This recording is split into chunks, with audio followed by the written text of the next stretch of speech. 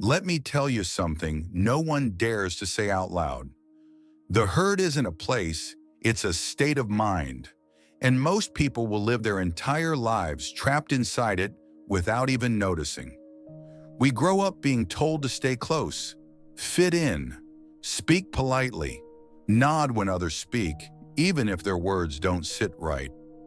As children, we're praised for being obedient, not for being original. We're rewarded for following, not for thinking.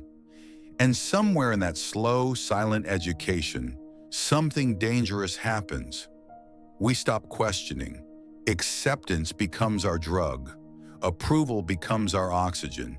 And before we know it, we're not living.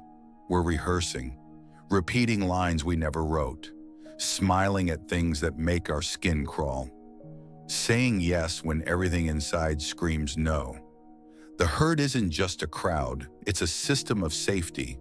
But that safety, it comes at a brutal price. It costs you your voice. Because inside the herd, speaking the truth isn't brave, it's a threat. Asking real questions, that's rebellion. Daring to step outside the script, that's exile.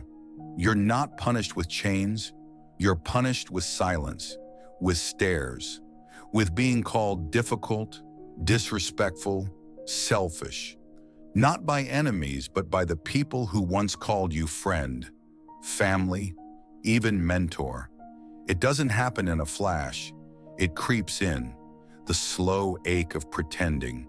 The quiet guilt when your thoughts don't match the script. The discomfort of pretending belief when all you feel is doubt. And then one day you wake up and the voice in your head doesn't sound like you anymore. That's the real cost of belonging at all costs.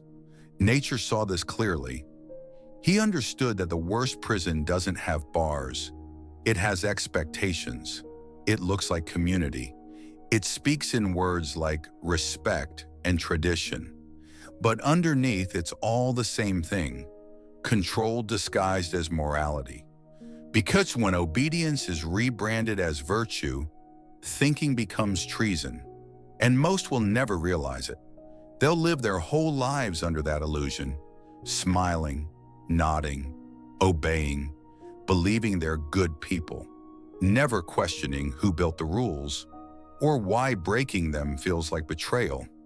But every now and then, someone breaks, not in rage, not in defiance, but in quiet exhaustion, the kind that hits you after years of pretending to be fine. They stop playing along, not because they want to rebel, but because they can't anymore. The mask gets too heavy, the silence too loud, and so they step away. But that first step, it doesn't feel like freedom. It feels like abandonment. You don't get applause for walking away from the herd. You get suspicion, cold shoulders, concern masked as judgment. You're not just leaving a group, you're leaving the invisible contract that says, fit in and you'll be loved. And when you break that contract, you pay for it. People will say you've changed, that you're distant, difficult, even dangerous. But here's the truth they don't want to admit. You didn't change. You just stopped performing. And your honesty threatens the whole game. Because the herd survives on one thing, everyone pretending together. Pretending this is normal. Pretending this is right.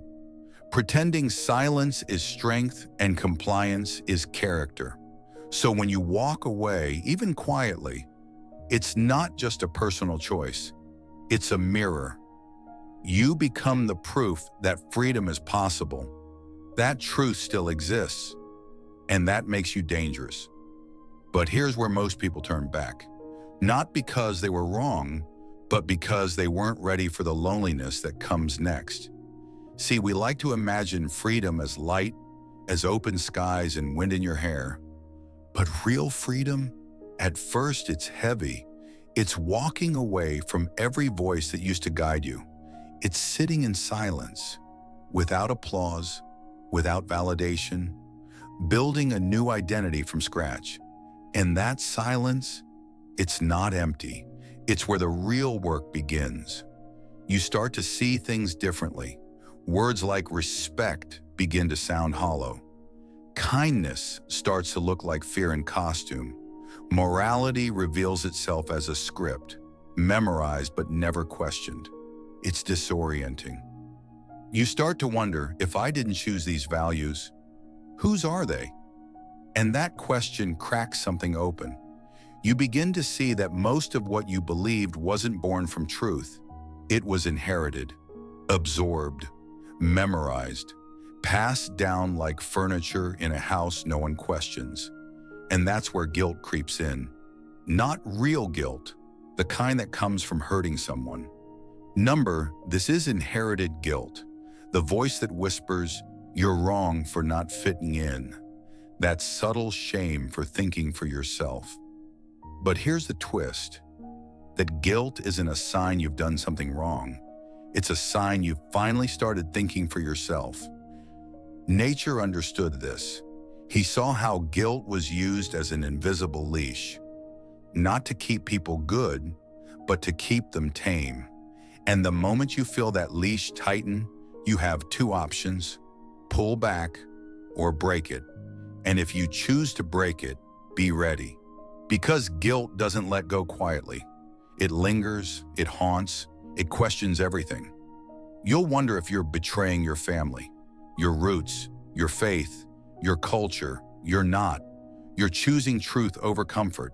And that's the most radical act a person can commit. Because once you see it, once you really see it, you can't unsee it. You can't pretend the cage is a castle. You can't unhear the silence behind the applause. You can't go back. And even if you could, you wouldn't want to. Because no matter how lonely freedom feels, it's still freedom. That second step, the one after leaving the herd, isn't about rebellion anymore. It's about reconstruction. Your voice is raw from years of repeating words that weren't yours. Your thoughts are fragile from molding themselves to fit others' expectations. Now every decision you make feels like it's being made in a vacuum. No guidebook, no applause, just silence. And yet, for the first time, that silence doesn't scare you. It clarifies. You start noticing things you never saw before. How often people speak in borrowed phrases, how quickly opinions become slogans, how justice can be weaponized by the insecure, how kindness can be used to shame independence. It all begins to unravel, and that unraveling is the birth of vision. This is where most people expect a loud transformation, a scream, a manifesto. But the real transformation, it's quiet. It shows in the way you stop defending yourself, in the way you stop needing to explain, in the way your presence alone unsettles those still pretending. Because now your very existence is a contradiction to everything the herd believes. You're not angry, you're not bitter, you're not shouting, you're just free. And freedom, when embodied calmly, exposes everyone who isn't. It's why they'll call you arrogant, cold, emotionless. They'll say you've lost your way, when in truth you've finally found it. They won't attack your ideas, they'll attack you. Because the idea that someone can live without their approval is too much for them to bear. They'll accuse you of being selfish for choosing solitude over performance, of being dangerous for asking the wrong questions, of being disrespectful for refusing to play along. But the truth is, they're not mad at you. They're mad at what you reflect, that there's another way, that comfort isn't the same as purpose, that being accepted doesn't mean being whole. And that's terrifying for them, but for you, it's liberating. You begin to see morality not as a pre-written code, but as a living thing. Not something you recite, but something you create. Built not on borrowed rules, but on direct experience. You stop acting good just to avoid judgment and start acting real, even when it invites it. And that's when guilt starts to fade.